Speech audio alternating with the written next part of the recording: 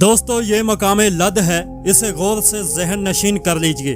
اسی جگہ پر موجودہ اسرائیل کا سب سے بڑا بین گوریان ایئرپورٹ ہے۔ پرانا نام لد ایئرپورٹ ہے۔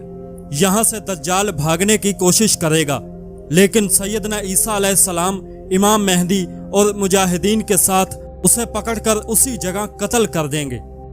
اس کے تمام یہودی ساتھیوں کو چن چن کر مجاہدین امام مہدی علیہ السلام کے ہاتھوں جہنم واصل ہوگی۔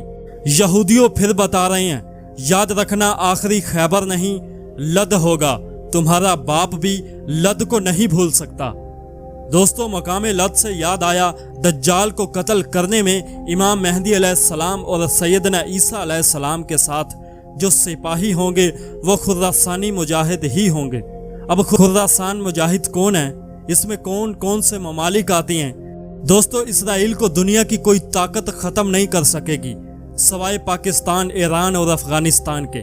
اس کی وجہ یہ ہے کہ یہی تین ممالک خراسانی علاقے میں آتے ہیں، پاکستان، ایران، افغانستان کے کچھ علاقے۔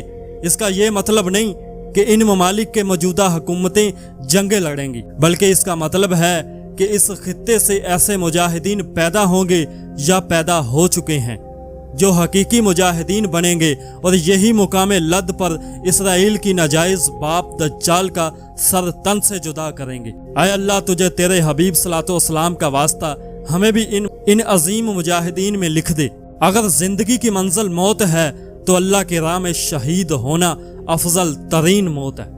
جس رب عزوجل نے زندگی عطا کی، اس کی خاطر شہید کتنی بڑی سعادت ہوگی، اس کا تو سوچ کر ہی وجد کیفیت طاری ہو جاتی۔ اے اللہ مجھے یہود ہنود کے خلاف جنگ میں شہادت نصیب فرما۔